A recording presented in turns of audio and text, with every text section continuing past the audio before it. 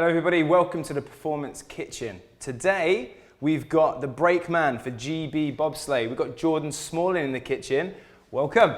Here we go. Hey, good to meet you, man. Good on you, mate. So George, I mean, first of all, let's deal with the big thing. What are we cooking today? We're gonna get some steaks, so we're gonna cook them up. I'm gonna chop up the sweet potatoes, make some sweet potato chips out of it. We're gonna steam or boil the broccoli as well, and we're gonna do a mushroom and cream sauce just to put on top. Sounds delicious. Okay, what's first? What have we got to do here? We'll prepare the potatoes first, just to take the longest out of everything. So no problem. Right, so let's grab a couple of different things. We've got some knives over here. We should have some knives over here as well. So let's crack on. Cool. So Jordan, tell me about how you got into bobsled. What was your journey? What was your pathway through? So I started off doing athletics from a young age, really young. Yeah. And so I kind of dabbled in all the different events, but finally ended up focusing on 400-meter hurdles. Okay. Which is pretty cool. So I went to English schools for that, which is pretty much, at the time, was like our version of sort of like a mini Olympics. Yeah. Had a really good time there. But I never ended up breaking into an international competition. It was always sort of national level or inter-counties. Yeah. So what was your PB for your hurdles? I think it was 56 something, which was all right. It was a pretty decent time. It was okay. Better than me. Yeah, definitely. But so we started off doing that. I went to sports college. Yeah. It was in St Albans. There's a place called Oaklands. Okay. At the Smallford campus, and I met a guy there called Ryan Freckleton who used to bobsleigh way back in the day. Right. And did the same thing I'm doing now. He got you into it? Pretty much, yeah. He mentioned it. He said there were some bobsleigh trials, and I thought, well, sounds like a good laugh. Yeah. Might as well give it a go. It'd be like a fun story to tell. Okay. Yeah. So your first kind of day, I guess, learning how to bobsleigh. Talk me through that. Like, what was your first experience? Obviously, completely different from track and field. Like, what did you go through on that first day, and what did you get introduced to? So when we first arrived, in the first sort of trial session, they measured out a few. They measured out our standing long jump, just for plyometric power. Yeah. Our sprint speed, obviously got the faster pusher sled. And then a squat and a bench just to see how strong we were. Right. So from there, I went through to the next round, and then they introduced us to the push track, which is basically, it replicates the start that we'd be doing on ice, except it's pretty much like a hard athletics track with 2 railings in it. So we put a trolley inside that and we push it a different way. So is that what you were talking to me about? You're at Bath University training. Yeah. Is that the same one that the very famous skeleton bob star used? Is that right? Yeah, definitely. Yeah, Amy Williams. Amy Williams, that's it. There you go. Amy. What do we need to do with this? Obviously, your sweet potato is looking much better than mine. I've hacked to death with a wobbly knife. But so what we're going to go from here? We need to pop them in the oven. I think we get them in a mixing bowl first. Yep. So we'll get 2 tablespoons of olive oil. Cool. Got some olive oil over there. Yes, we have.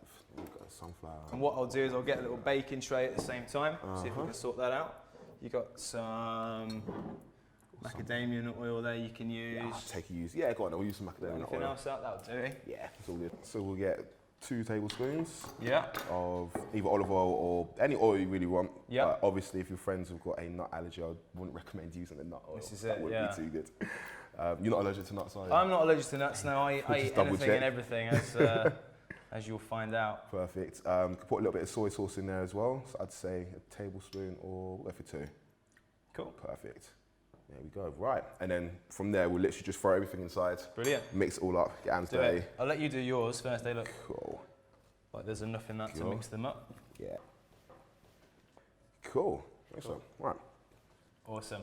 So, let's stick those in there. We'll leave these ones because those look amazing. Cool. And I don't think we're going to chomp through all of that. Nah, definitely not. Yeah. So I'll bang that in the oven for you. Sounds good.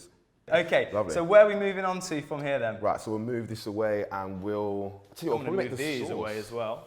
There you go. Definitely. I think we'll make the sauce. Sounds good to me. So what do we need for that? With some mushrooms chopped, eh? Yes, definitely. Right. So we'll chop. I think we'll just chop all these mushrooms. So we'll throw all the cream. Do half and half, eh? There you go. Chuck them into my hands, as safe as you like. There we go. So what's the inspiration behind this little sauce then? So you did, you showed it me on your WhatsApp. So yeah, definitely. Who sent it to you?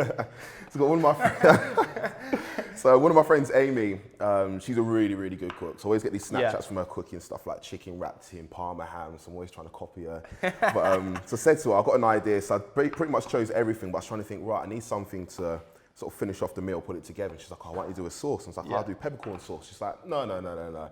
That's too classic, standard sauce. Why don't you try something a bit more impressive? She's like, oh, I just cooked up a couple of weeks ago. It's really nice mushroom and cream sauce with a bit of garlic. And I was like, no, that sounds lovely. So I'll give it a go. So you guys might have to bear with me because it's actually my first time. So that's fingers crossed. Even better. That's even better. People love a bit of excitement when they're watching the Performance Kitchen. So let's talk about, obviously, Performance Kitchen. Let's talk about like nutrients. Let's talk about what you're going to get from this. So why is this something that you would go to, and when would you eat it? Is this something you have at night after you've done all your hard training and the squats, the deadlifts, and the Kaiser, or you know? So I'd probably, so for this kind of meal, so we've got a couple of steaks, so we've got quite meat heavy. Yeah. In our squat, everything we're doing is pretty much always strength based or plyometrics. It's using up a lot of energy, breaking down quite a lot of muscle fibers to build it back up again. Exactly. Which is why we need so much protein, which is why I picked steak. And obviously it's quite a quick meat to cook as well. Yeah, that's it. So you could pretty much do a steak. If you had a thin sirloin steak, you could get it done within, I don't know, maybe like 4 or 5 minutes, depending on if you want it medium rare or so on and so forth. So how important is it to you that you actually, you've got recipes that you have in your kind of like arsenal that you can just knock up straight away? Yeah. What does that mean to your training? I mean, you know, do you cook at home yourself? Do you do that? Or? Yeah, I'm a big foodie. Yeah. Definitely a big foodie, especially since, well, always from young. Always got told, Mum was like, all right, get in the kitchen, do this, do that, come and watch me do this. Picked up a few bits and bobs. But just being able to do recipes off the top of my head, just quick and easy ones. Just when I come back from training, if I haven't got, say, my housemates who help me out do a bit of cooking as well. Yeah. If I come back in, I wouldn't have to be waiting around too long. Just thinking, is that why you want them in there? Yeah, that's perfect. Yeah, we'll just throw them in. That's all good. Yeah, wicked. So in terms of your housemates then, what do they think of what you do then? Are they also athletes? Or? Oh yeah, so my ex-housemates. So while I was in Loughborough, I've only just moved down to Bath now, just to relocate for training.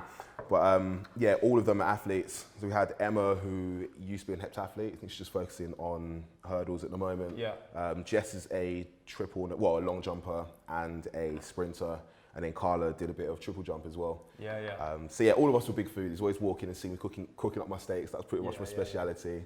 So, but yeah, they're big on food as well. Wicked. So what we're going to do with the rest of this sauce then? We've got some cream, we've got some garlic and that kind of thing. Right, we're going to, actually, do you know, I just realised, right, so we'll pour this out, heat the oil up inside it. No worries. Then when it gets a little bit warmer, throw all the stuff in. Tell you what, chuck them in there to start with, put them on the side there. Feel free. Perfect. You want to put some oil in there into the pan, and then we'll turn it on. Sounds real simple. We'll get this front white one on it, so one of those. That will heat up. Yeah, that's the one. There we go. Perfect. Sweet. So with your steak, where do you want to cook that? We'll get that one. We'll cook the steak up over here, actually. Perfect. Yeah. We've got a little while before those sweet potatoes are done. Perfect. So over to you. Once that's hot, we've got what's going in there? Yeah, we'll throw the mushrooms inside. We'll brown them off. Then once they get a bit brown, we'll throw in the cream, and then we'll start heating that all together. We'll probably heat that for about 4 to 5 minutes. Make sure don't overboil it. Yeah. And then once that's simmering, we'll crush up a couple cloves of garlic. Yeah. Throw them in, cook it for a minute, swish it round. Sauce should be done. Wicked. And then we'll just pour that out. So what I wanted to do was ask you a little bit about being in a team sport. Yeah. Have you got any funny stories that's kind of happened on tour, or you know, it's a group of 4 blokes in a small confined space. Let's say there must be a couple of decent.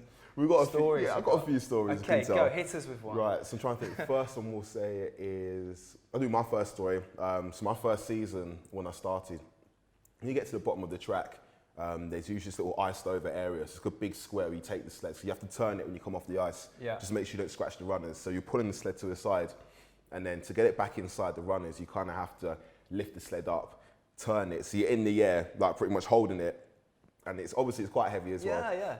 But you guys are strong, so that doesn't matter, does it? Yeah, which is good, but it comes down to a little bit of balance and skill as well. So we've got these, we've got ice spikes, so like normal sprint spikes. The front of them, just think of like tiny, tiny spikes, but you could easily get a few hundred inside them in loads of different rows, give you a good bit of grip. But the heels, there's absolutely no grip whatsoever. It would be like an ice rink just slipping. So obviously when you're picking up the sleds and that, you want to be on your toes. So I think it was my first or second run down. This is in Calgary out in Canada. I've gone to pick the sled up. Gone like this, put my heel down, and literally my leg has just flown up in the air, and like my whole body is just like that, landed straight on my back, dropped the sled on the nose cone. Luckily it didn't break, but I was just like, at the time I was cacking myself. I was like, I'm new to the sport, might have just broken the sled, probably broke my coccyx as well. But it was all right. How much is a sled worth? Do you know? Have you got any idea? Easily. Okay, so you go anywhere from between maybe like 50 grand for like a pretty like dodgy sled, all the way up to, we had McLaren actually build a couple of sleds for us, and I'm pretty sure one of them came up, our format, I think it came up to nearly like $250,000.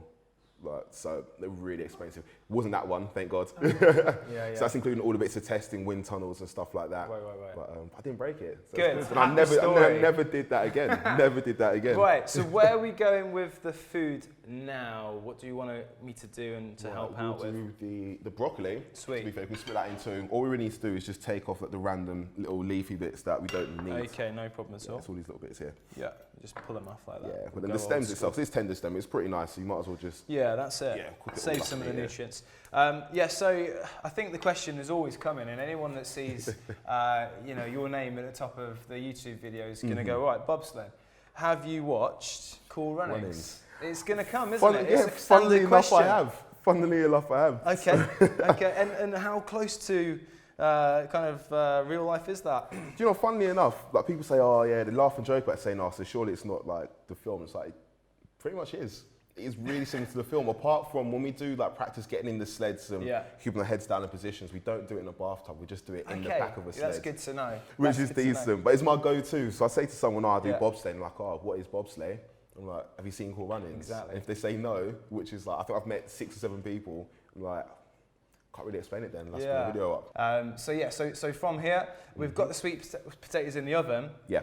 So what's going on with the sauce? The sauce, right, so we're going to, that's all good. So with the sauce, we're going to heat the oil up, which it should be by now. And once we've done that, we're going to throw the mushrooms in. Yeah, and then let's do that. Yeah, and we're going to slowly cook them, or brown them off, give it a bit of a stir fry. Right, so we just mix it about. We'll cover all the mushrooms, make sure they're all evenly covered in oil, just so they do fry at a fairly same rate. And once they start browning off, we're going to add the cream, which is double cream. It should be 150 mils. There's a little bit more there, but it's all good. 170. Yeah, we'll add it all in, it's fine. So yeah, once these are browned off, we'll do that. No worries. Add a bit of salt and a bit of pepper in, and then I think that's it. Is that fair? Yeah. Oops, fingers. Yeah, let them fry off, mate. Yeah. Nah.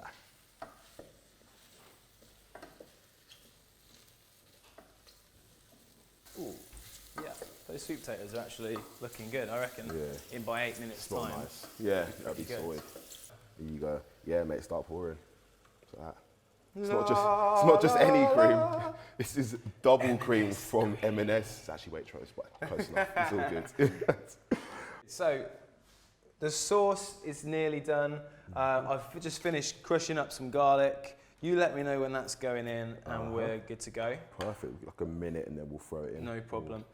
So you're making Denver steak today. I mean, personally, I'm not too sure the difference, but could you explain it? Just give us an idea. What's the difference between a Denver steak and maybe a regular rump steak? So Denver steak is an underside cut. And also, it's quite big in America, particularly New York at the moment, but in the UK it's not that common, so you probably won't find it on the shelf. But if you go to the butcher's counter and actually ask them to cut a slice for you, then you should be able to do that. Perfect. You heard it here first, guys. You've got to get your Denver steaks. The way this is to the go. thing. The Americans are doing it. It's all good. But they usually, where they cut evenly, so you don't have to worry about different parts of the steak cutting at different times. So it's just easy to do. Looks good when you cut it up as well, which we'll do that once they're done. Perfect. Right, I think we put the garlic in as well. No problem. I'm going to carry it over without stabbing you, don't worry. Don't be much. Alarmed by a man with a knife. Tell you what we'll do. There we go. All in. In it goes. Lovely. That's going to make some decent flavours, I'm sure. Looking forward to this one. Garlic, massive fan.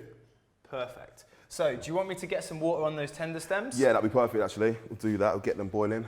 So yeah, tender stem broccoli. Do you prefer this to your regular broccoli? I don't really mind either way. I just prefer, I probably do tender stem when I'm cooking for people, just it looks a bit more posh compared to like your regular. Yeah, it looks a lot more chefy. So, right, so how's the sauce going? That smells beautiful, and I'm pretty sure that it is done. Should we fire up the grill for the steak? Best bit, get the steaks done. All right. Let's have a look. Oh, we're on. I think we're on. So that just needs to get a bit hot. Put a little bit of oil in there. Feel free. Oh. So I'm looking forward to these sweet potatoes, one of my favourites. Taste absolutely beautiful. So we were talking before, we were joking about how do you know whether your steak's cooked rare, medium rare? Yeah, right. So you've got a little trick, right? There's a little trick. Right, so you get your thumb, and if you press your thumb and your index finger together, when you feel this part of your thumb, if the steak feels like that, then it should be rare. Okay. And then if you get your middle finger, it's medium rare. Yeah. The ring finger is pretty much well done, near well done, and then that's just very well done. Very well done. You should never have your steak very well done. Just kill the taste in it, in my opinion. Yeah, I agree, man. Give me some blood in there. That's what we want, all right? I want it moving on the plate. It's all good. Cool. So let's hopefully get that steak sizzling. There you go. Looking forward to it. Oh, that smells that sizzle. So that tender stem, I've just reduced the heat. I'll take it off the heat now. I think it's going to be good. Perfect. So that's ready for you to kind of take out and serve as you will. We've got a couple of plates there to do that as well. Perfect. Yeah, don't want to overboard your tender stems because you actually just reduce all the nutrients inside it. Yeah. The less you cook it, pretty much the better it is. So if you want to eat it raw, which I don't actually like, do that. But minimal cooking is something that you like, eh? Yeah, definitely. Try to keep it natural. Good. Amazing. Shall we investigate those sweet potatoes and see how they're looking? I think it's got a habit of burning your eyebrows off a bit. Oh, hello. Don't melt the camera. We've done well. So I think we can do it with two of these. I don't mind. I'm gonna risk my life. Go on. For you. Okay. Here we go. Ooh. Yeah, we got them. Ain't no bother. So those bad boys look tasty. Very nice. Done well there. Right, so what? Kind of want to grab one, but they're going to be really hot, aren't they? So super, super hot. Always make the mistake. It's not bad as a roast potato. You bite the outside of it, which is fine, but as soon as you get to the middle, that's it. Cool. Should you want me to pop them on the plate for you? Yeah, we might as well. Let's dish them up. There you go. Dish them up nice in there. Good. You might have some kind of chefy arrangement. I don't know. There you go. The thing is, I was going to try and chop them up in like a sort of Jenga piece style. I've seen in a few restaurants, but I thought, nah. Yeah, that sounds like a lot of effort. Yeah, we get there. Let me pop some of them on there for you. Sounds good. Yeah, beautiful. 2 plates, because I'm sure producer Dave and Piers want to have a little taste of this, and Joe in the back as well. So lovely. There you go. They're salivating at the moment, it seems. All right, I'll get rid of that as well. I'll let you deal with those steaks. How are they looking? They're looking beautiful. Oh my gosh. There we go. Matt's quite excited about this. Oh yeah. Play around with it a little. There we go. They look nice. Yeah. Perfect. So should we do tender stem? I'll bring you a plate if you load me up. Perfect. So let me grab one of these. Just want to mix up the meat juices with the broccoli. So these grips that he's got are actually full-size grips, like to pick up some I've just got veg. Huge hands. He's just huge. It's insane. There you go. Beautiful. That. There we go. So do you want to bring it over and we'll go? Yeah. So we've still got the little sauce to put on the steaks, the pièce de résistance that your friend Amy recommended. Amy's given to you. Try and throw down. Oh my gosh, this does actually smell. If you guys could smell this through the camera, you'd be thoroughly impressed. Yeah, perfect. So this is like the finished product. We sprinkled some garlic salt on top of the tender stems. Yeah. If you have any nutmeg at home, it would be good to throw on top of your sweet potatoes as well. Normally, I just get a massive clump of butter with my veg and throw it on top, which is really unhealthy. So don't do that. I don't know. If it tastes good, it must be good, right? Cheat day. Need your fats. Sometimes. This is it. Right. What I'm going to do is you've sliced some here. Let's get some steak from there. Right. But I'm going to add a little bit of the mushroom to it. Yeah, got some nice steak juice here as well. Yeah. Oh and then after this, I'm obviously looking forward to that sweet potato. Yeah. So here we go. Oh, can't get the mushroom.